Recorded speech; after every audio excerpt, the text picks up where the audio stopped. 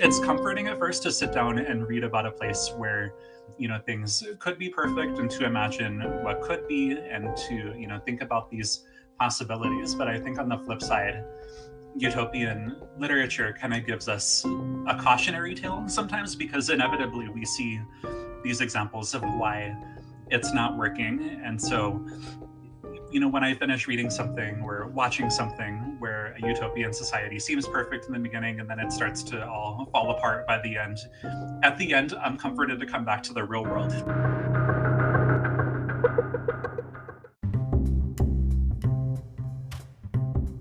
Welcome to Speculative Sandbox, your audio playground for creative storytellers. My name is Vickie Lan, and each episode, I and a guest will unpack a fiction trope with an eye for character development and narrative structures. Make sure to look for Speculative Sandbox on Instagram, TikTok, and Twitter, where you can join the conversation. Leave comments or questions, or let us know what other tropes we should cover. When the real world just doesn't cut it, let's get lost in a fictional one.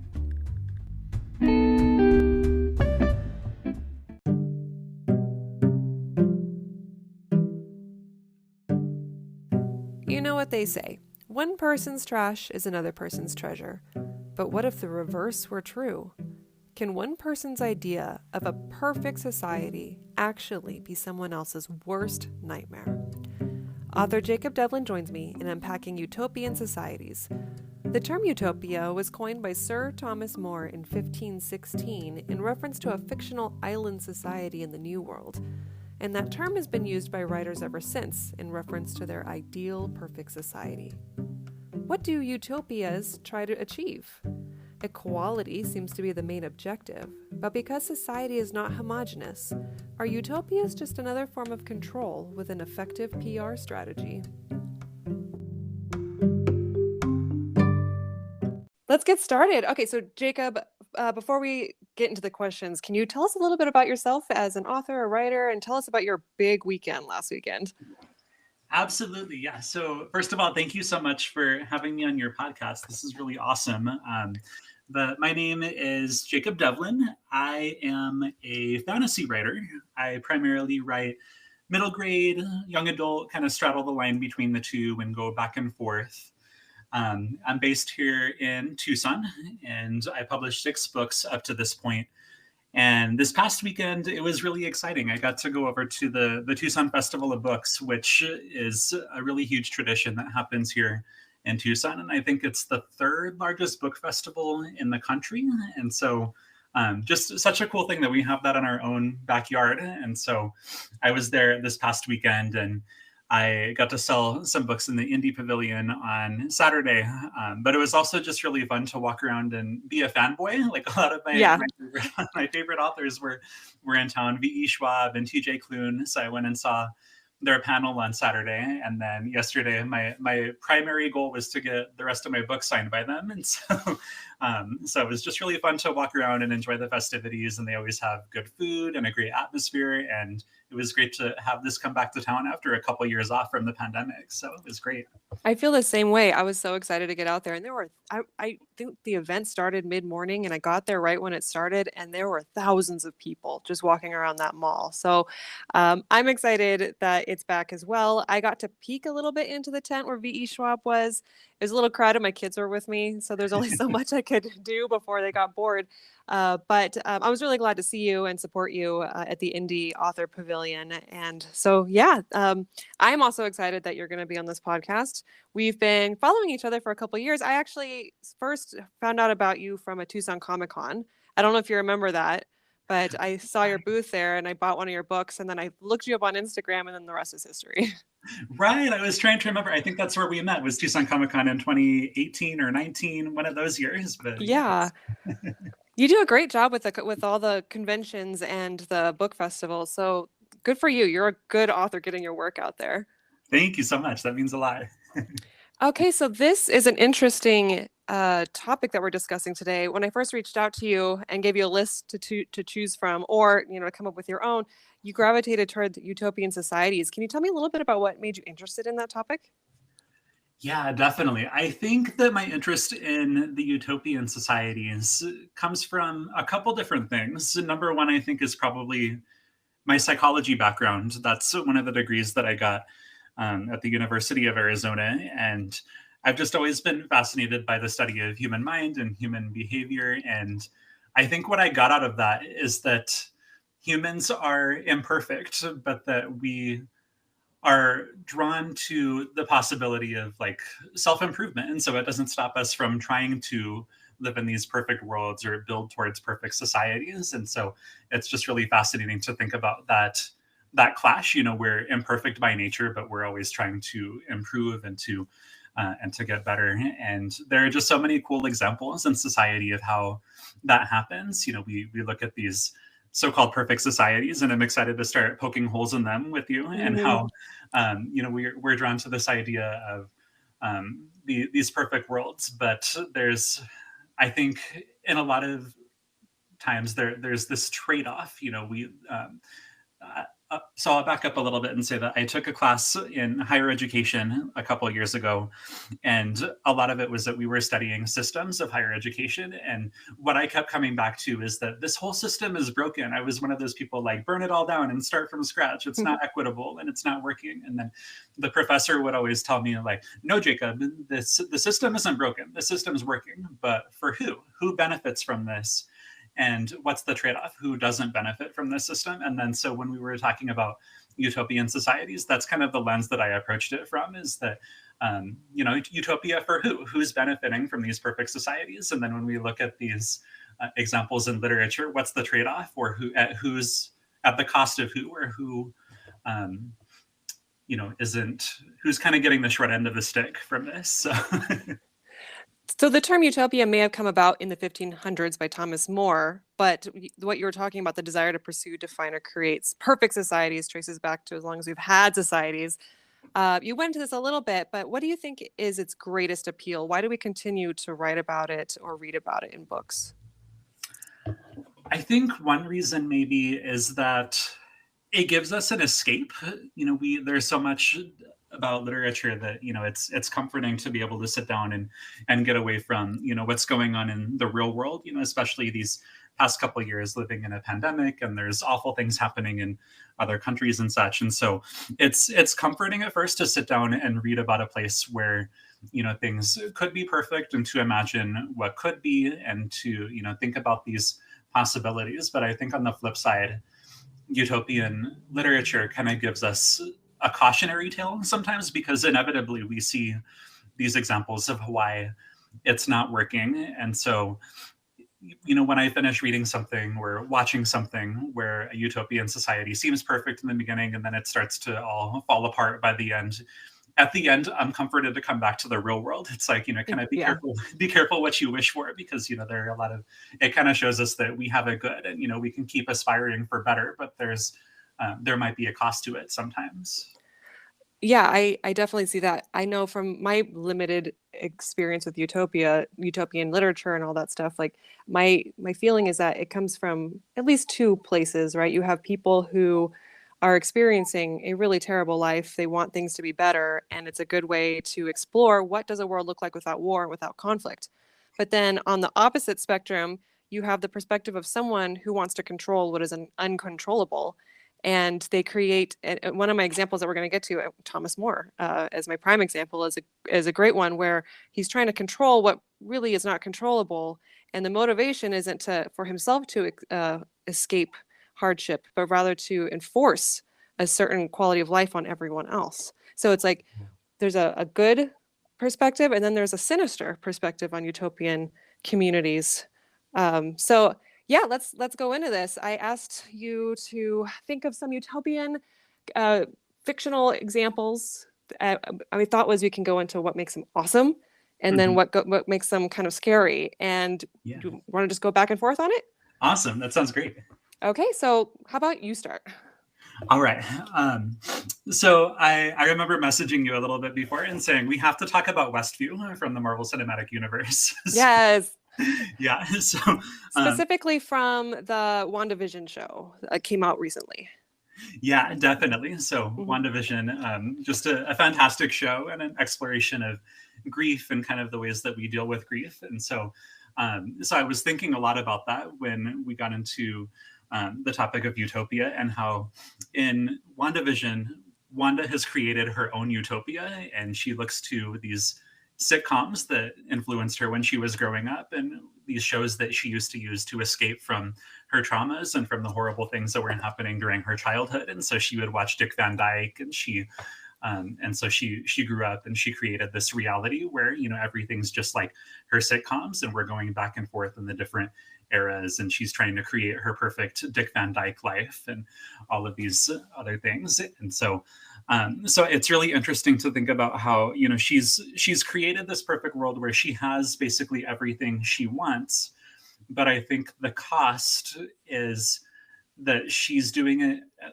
you know, in a way that the people who are there don't have any agency in it. She's kind of holding them under a spell, and sometimes it kind of goes back and forth between, sometimes they seem to be aware that they're under the spell and they're trying to get out, and some of the other times it seems like they're completely unaware that they're living in this other reality and they're just going along with it and having a good time. But there's that ethical dilemma, like, you know, she has everything she wants, but she has all these other people under her spell, and they don't have any control over this, which I thought was really interesting. In the final episode, when they're finally freed from the spell and there's a confrontation that happens and Wanda kind of acknowledges her wrong in the whole situation, she's told by another character that these people will never understand what you sacrificed, which I found to be a really interesting take on who was really carrying the most amount of trauma throughout the entire series, whether it was Wanda being justified in her actions versus these poor people, victims of their circumstance. What were your thoughts on that season finale? Yeah, it was so heartbreaking, you know, to, you know, think about it from the perspective, all the citizens of Westview kind of waking up and getting to go back to their life. But the whole time, you know, I was also heartbroken for Wanda because she, you know, had created this reality where she had everything back. You know, she had the love of her life back, and she had these two, you know, perfect kids that she was raising, and she had to give all of that up. And just the show does a really great job of taking you into that perspective and what it feels like, because you've been with her for so many movies, watching her lose and lose and lose, and then suddenly she has everything back. And from minute one of WandaVision, it's this perfect world, and then slowly but surely you watch it all fall apart, and you see it from her mind and her eyes, and it's just it's heartbreaking for everybody, really. I think it's one of the most tragic projects in the MCU that we've had so far, but it's so beautifully done and says so much about the way that we grieve and just the ways that we process that. I love the use of sitcoms because it helps us as the viewers feel what she feels, because it's a shared nostalgia. And we all look back on those olden days with like rose tinted glasses. True. And so to be able to use that as the lens for the storytelling was so interesting. And I love the entire show and its approach. Definitely. And it came out at such a perfect time too, you know, when we were all kind of trapped at home, and many of us were looking to TV, I think, as an escape from the pandemic and from being quarantined and stuck at home. You know, for me, I know I was watching Schitt's Creek and going through, and, you know, kind of getting stuck in my own sitcoms too. And so it was just so interesting how, you know, the timing of WandaVision coming out and talking about like her kind of trapping everyone else in these sitcoms and these perfect worlds was really cool. Absolutely. Okay, so my first example, I decided to go back and pick apart the source of the word utopia, which was Thomas More's book, Utopia. Mm-hmm. He describes a fictional island society in the New World. And some of the pros, I guess you can pull from this, is that people are free to choose their own religion without fear of violence. All assets are shared. Agriculture is the main industry. Men and women share work. All citizens work. Unemployment is no problem. Okay, so we've established this little society. But then you start to break down what a lot of those things mean. And this is where you start looking at the perspective of the person creating the utopia, the need to control what is uncontrollable. Mm-hmm. And the cons that I was able to list from this situation is, number one, there's no private property. So there's a loss of individualism. There's no locks on doors. So a safety issue. The first thing I think of is I need to have locks on my doors. Yeah. Everything is simple clothes, simple jobs, tasks. You have a loss of identity, being able to stand out the way that you want to stand out, or if you have a particularly colorful personality, you aren't able to express that in different ways because everyone's monotone. Yeah. All people are required to work. The idea that no unemployment seems like a very fanciful idea, but I really hope there's accommodations for special needs. And back in the day, I don't even know if they even thought about things like special needs. True. So I worry about that. And then over here, it's a reflection of its time. Slavery is in the household. Every household has 2 slaves. These slaves are either people from other countries that are prisoners, or they're people within the utopian society that have done bad things. So even though you don't have locks and everything's supposed to be shared, your neighbor broke into or walked right into your house anyway and did something bad. So now I guess their use of jail is they become your slave. Oh my. Yeah. That's horrible. Then you go on to things that are clearly very church influenced. So you have premarital sex is punished by a lifetime of enforced celibacy, which I feel like is not going to really help anything. No. Then you have everyone eats, but the elderly and administrators are given the best food.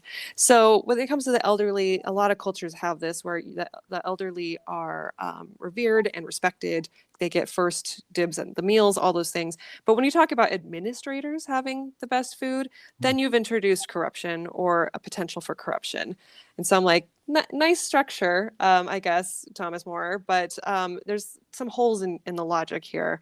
And then there's so many, I can keep going. But the last one I'll have is that women confess their sins to their husbands once a month. And so, clearly back in the day, women didn't enjoy the same levels of equality as what we're aspiring and have achieved here in certain parts of the world. It's awful structure. And the whole thing, to me, Utopia sounds like a nightmare. But on a chilling note, so while he's preaching all these things about freedom of religion without fear of violence, he was in a position of leadership and he oversaw the burning and torture of Protestants in England. So it's just scary when you think about what people will preach and say is perfect versus what they themselves represent. There's a really great New Yorker article that explains the contradictory and hypocritical nature of the Utopian project. And this, it's called The Return of the Utopians. Highly recommend. So there you go. That's my first dissection. Yeah, that's fascinating. Yeah, I agree. That sounds like a scary place to live. And it comes back to that idea of utopia for who, that's his perfect world. But there's so many power structures there that, it sounds like it would be a horrible place for a lot of people to live. So, yeah. Exactly. Yeah. I was thinking about, you had mentioned Star Trek when we were emailing, and to be honest, I don't know very much about the world of Star Trek, but I went back and I rewatched that first J.J. Abrams movie. I remember really loving that when it came out. And right away I started thinking about when they showed, the Vulcan world and where Spock grows up. And so my understanding of that is that they kind of abandon all emotion, right? They're completely governed by logic, right? Yeah. Yeah, and so I thought that was really interesting how, that's kind of their idea, their idea of being perfect is that if they abandon all of their, emotions and they don't think about love or, anger or anything, and they just completely let, intellect and logic govern everything, that will somehow make it the perfect place to live. And but it was just really cool to see how Spock grows up in that movie and kind of realizes that he has to use a little bit of both, because you can't completely ignore all emotion. Like how do we survive without fear or without stress, to kind of help us, survive in this world, but also, we can't completely let those things be the things that have us, rule, So it reminds me of, I was in an ethics class in college at one point, and there's always a question about if you're in a boat and there's not enough food to go around, who gets kicked off the boat or do you all perish, right? And then the breakdown happens of who qualifies to live. And someone always makes the argument that unless you don't have like a logical, functional purpose, you're gone. And many times those functional purposes are kind of very, they're limiting. They're limiting in what they are. Maybe they're only functional purposes to that specific situation, or they're limited to that one person's imagination. Yeah. And I think about that a lot with like logic is the only way to go. Emotion just gets in the way. But then at the same time, you find out how so much of your emotions actually govern the decisions you make. And it's where compassion comes from. So that's an interesting take on that. For Star Trek, I was looking at I'm not as familiar with Star Trek. I just know that it's one of the great examples of a Mhm. utopian society, how Mhm. Earth is now an egalitarian utopian state. And now they're doing these great things off in space to kind of basically teach other people to be great too, I guess, is what it boils down to. I'm sorry to minimize. I'm not a huge Trekkie fan. I don't want to offend like huge Trekkie fans out there. I much love and respect. Anyway, but the fact that the story isn't on Earth anymore, it's Mhm. on the spaceship visiting other planets that I'm like, this utopian state of Earth is now very boring. It's Right. not interesting to us anymore. And in fact, the conflict is what continues to be interesting to us. True. Yeah.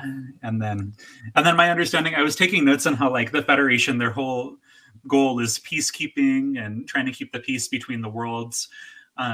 Which is admirable. I think it's really great that there's this federation going on and just trying to make sure that everything is fine.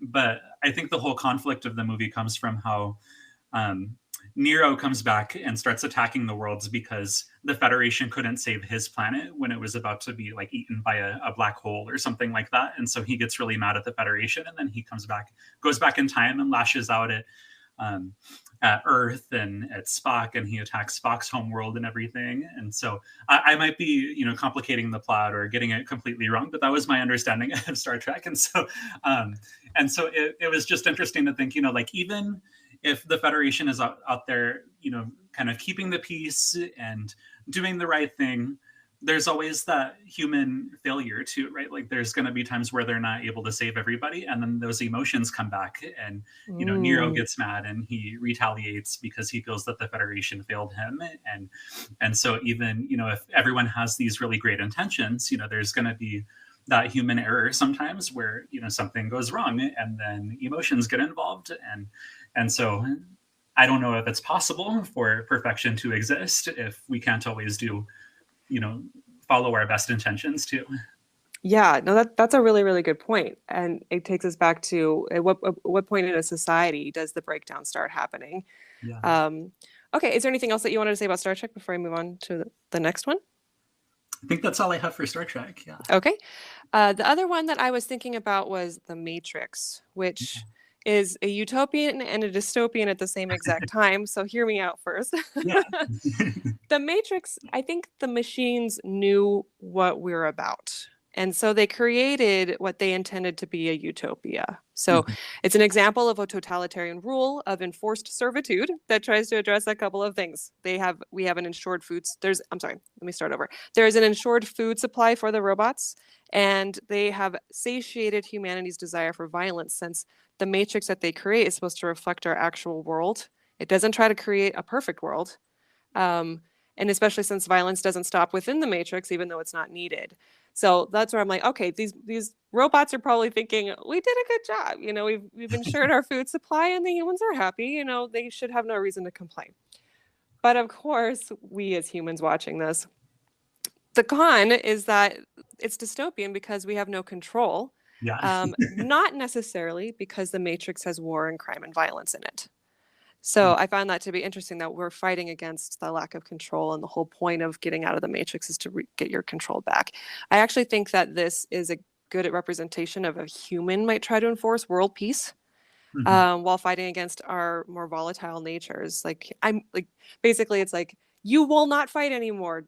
Everything will be peaceful, and meanwhile, everyone is like, wait, but like all these feelings, these complex and nuanced issues that come up that usually result in conflict.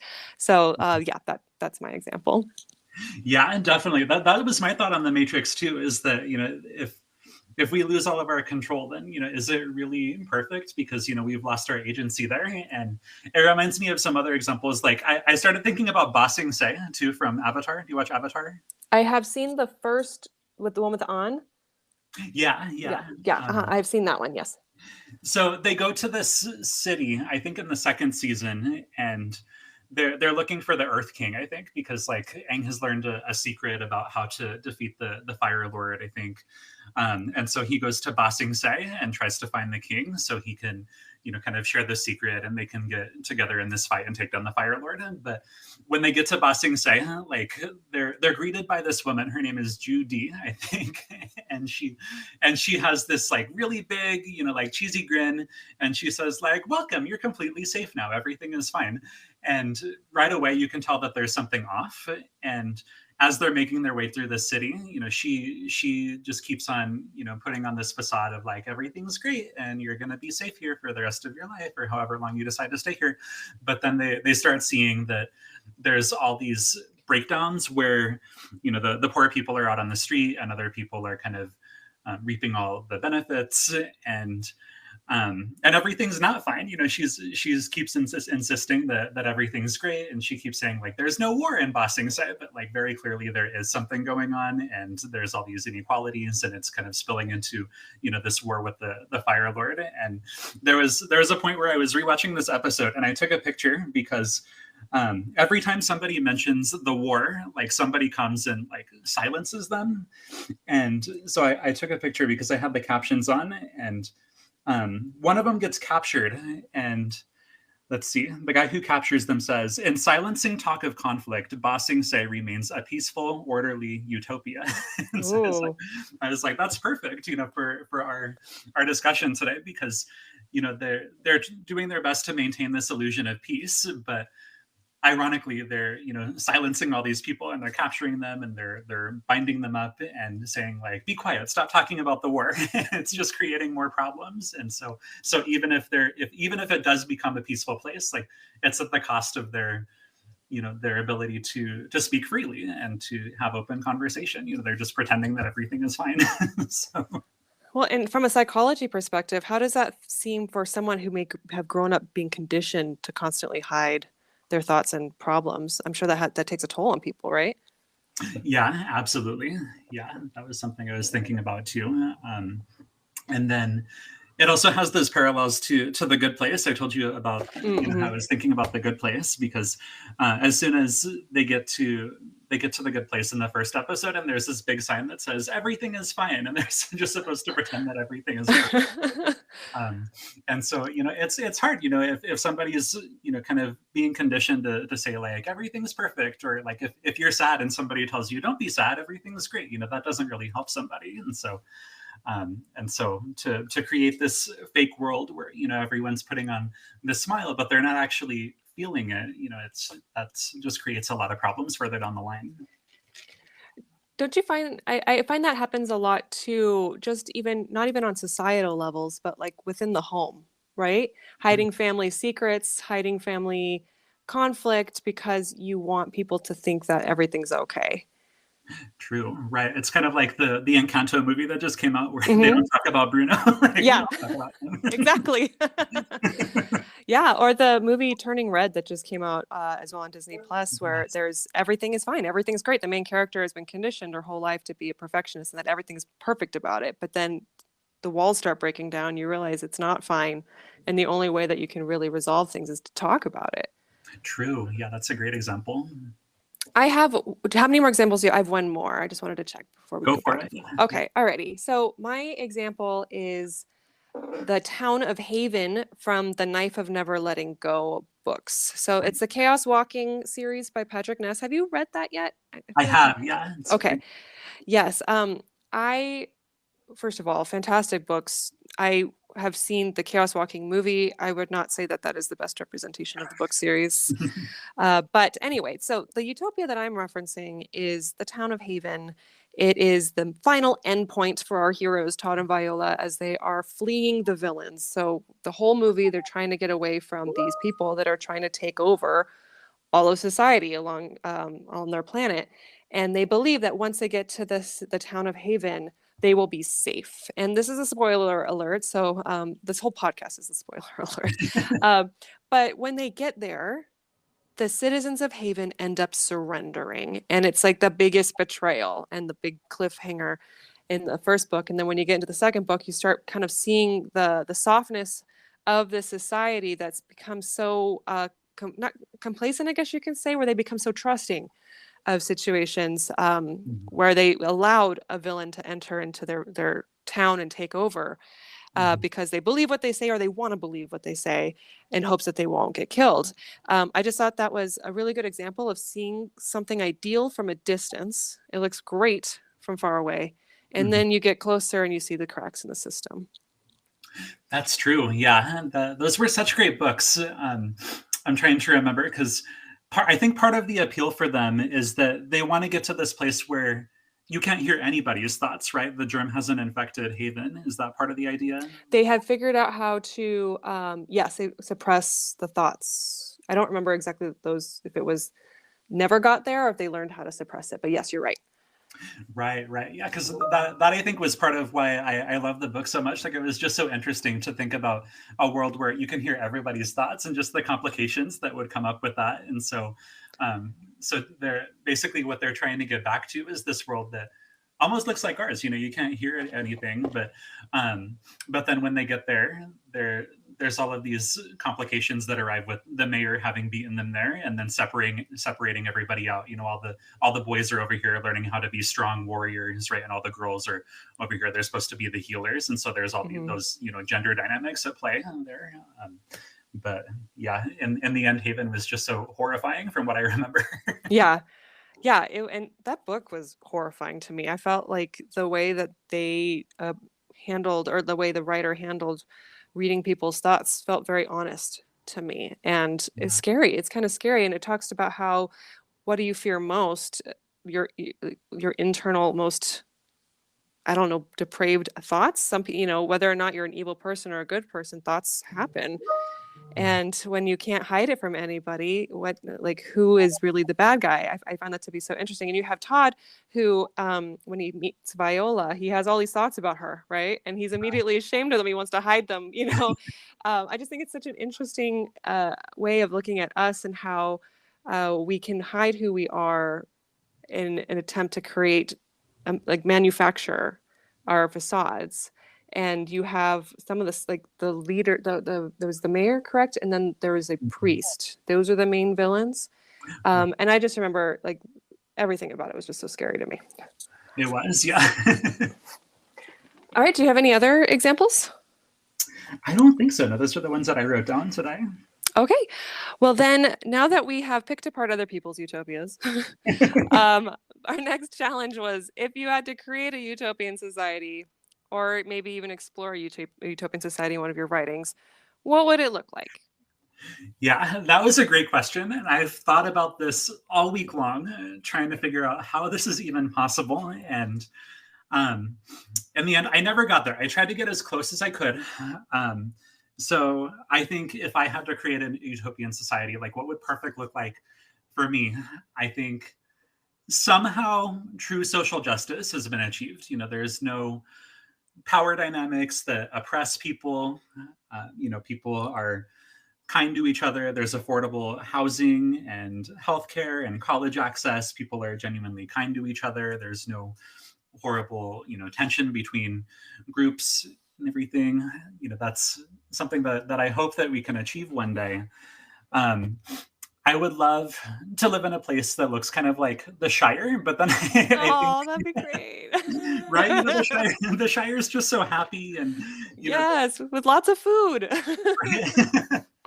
I think the trade-off though is kind of like what you were talking about with Thomas More's Utopia though, and like it kind of has that simple life to it, and while that's appealing at first, there's no advancement, and so I think that there's the dark sides of that too, and so it's really tough. And even if we achieve perfection, another part of the good place is that at the end, they finally get to the real good place at the end, and they spend years and years and years in this perfect world, and in the end, even that, they start to realize, they can't be there forever. There's a character who plays the perfect game of Madden football, like on a football field on a big screen. And then that's kind of his moment where he's like, I think I've done everything I ever wanted to do. Like, I'm ready to move on. I'm ready to just not exist anymore. And then, like, one by Wow. one, you see all these characters have that moment where it's like, okay, I've seen everything, I've done everything, I've lived in this perfect world, and my soul is at peace now. I'm ready to move on. And so I think The Good Place was just such a great example of how, like, even if you get to perfect, like, it can exist forever. So otherwise it stops being perfect. So my example of a utopian, first of all, I just have to acknowledge that I once tried to create a utopian society in Animal Crossing, and Tom Nook did not let me because he's greedy. He's this little, he's this little bear thing. I think he's a bear, and he just keeps taking my money for the development of this island. And you know, for me, that my idea of it was to have like nice, peaceful, where people can settle their tent anywhere they want and grow however they want, and then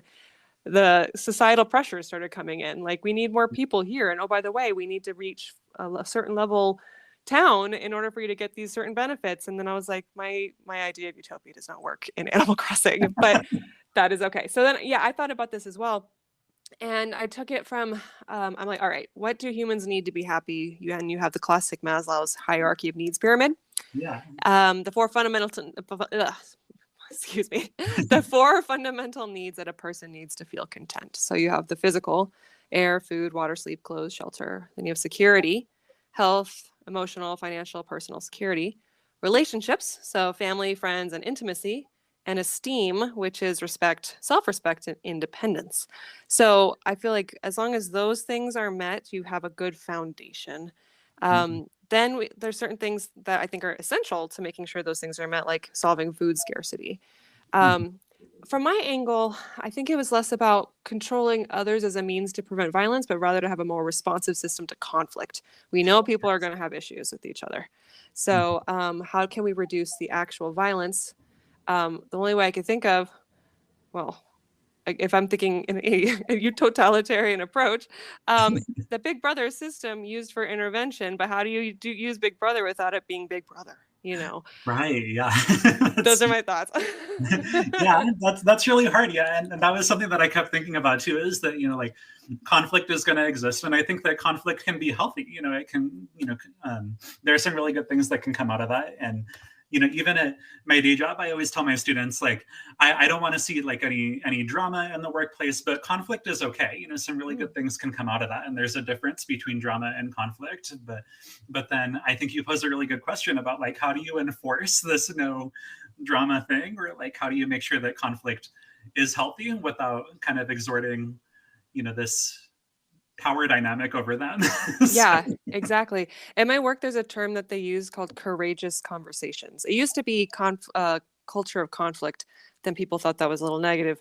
So it became courageous conversations. And so a courageous conversation could mean someone comes to you with an issue and they have a valid problem, and being able to address it without escalating it. And whether that or not that means the courageous conversation has to be with that actual individual who's come to you, or you have to go to the other party, that's involved in the issue. And I thought that was interesting. So I guess maybe courageous conversations would be a part of my utopia. I didn't go into things like, I didn't go too deep into this exercise, I guess. I was more concerned about the pyramid of needs. But yeah, when I think about what Thomas More did, is I came up with this whole discipline structure, and it's like, oh gosh. Any other thoughts that you had about utopian societies? I don't think so. No. Okay. Do you think human nature allows for utopian societies to be realized? I don't think so. No. I tried to, argue the counterpoint with myself all week long, but I don't think that human nature allows for a true utopia, because we're all different and conflict is natural. And, I think that if we got to a point where everybody was on board with courageous conversations and, healthy conflict, then I think that it would be possible. But I don't think that we're quite able to have that point yet. However, I don't think that should stop us from trying. I think it's important that we keep on striving and, dreaming of, like, what would better look like, and striving for better. But I don't know that perfection is possible. I agree with you. I feel like in the thousands of years that we've been kind of in societies, there's been opportunities, and what we've seen instead are cycles. And True. certain empires rise and fall, and societies start out small and then they grow, and the way that they're governed have to change to adapt to the population, all those things. And I agree with you in that it's important, however, to be optimistic and to use utopian fiction as a platform to envision how we can be better while also acknowledging our blind spots. So I really love the discourse over utopian stories, because someone presents an idea like what we've just done, and then someone else goes, what about this issue in there? And you're like, oh yeah, valid point. Definitely. Okay, so I have actually prepared a series of rapid fire questions for you that I did not send ahead because I think it's fun to do rapid fire questions. Awesome. So are you ready? All right. Awesome. Okay, what music do you listen to while writing? So I alternate. I really love The Killers and I love Muse. I listen to either of those when I'm okay with like having words in the background. Yeah. But I also really love to pull up like movie scores and video game music, because sometimes the words distract me. And so I look for like movie scores and things that feel really cinematic while I'm writing too. What's your current favorite movie score? My current favorite. I would say just about anything by Hans Zimmer is really awesome to listen to. Yeah. I've been enjoying The Batman. I haven't even seen the movie yet, but I've been just listening to the soundtrack on Spotify over and over and over again. The music was fantastic. The movie was great too. So. Okay. I have an idea of what the movie's about based off of the music. I'm sure I'm wrong. It's going to be a fun game when I finally see the movie. I have this like thought process as I'm listening to the whole thing. Okay. What's harder, drafting or revising?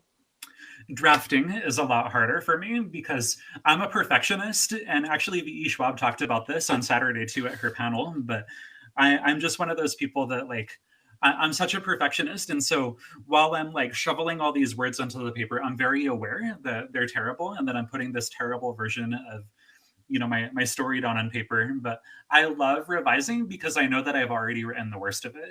And so I'm reminded of this quote where it says like, first drafting is that you're dumping sand in a sandbox, and then the revision process is that you're finally like getting to build the sandcastle out of them. And that's the way that I think about revising, and it's really empowering for me.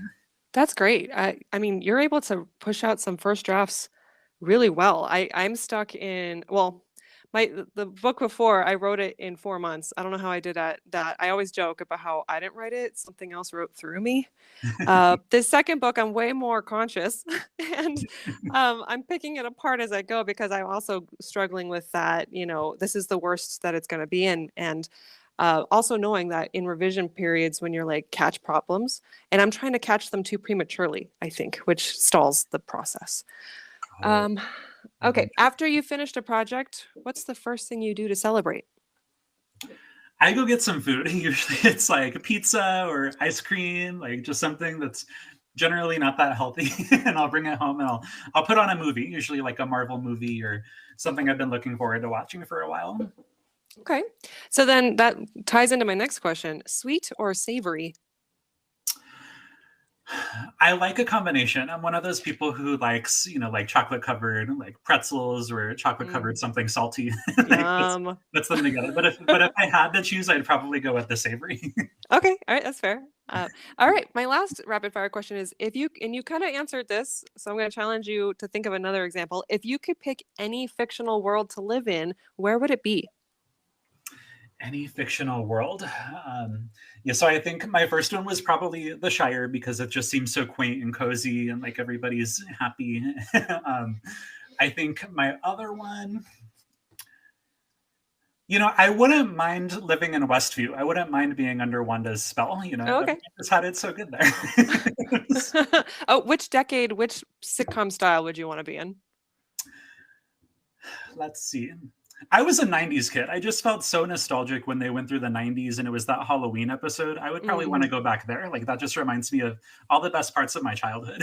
Okay. All right. Well, thank you so much, Jacob. Do you have anything you'd like to promote before you go?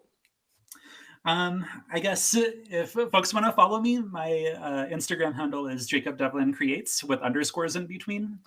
And my most recent book is called 1,000 Dreadful Curses. So feel free to look that up if you're in the mood for a good Halloween read. Thank you so much for having me on this. This is a really fun conversation and great questions, and I'm excited for the rest of your episodes. Oh, good. Thank you too for joining me.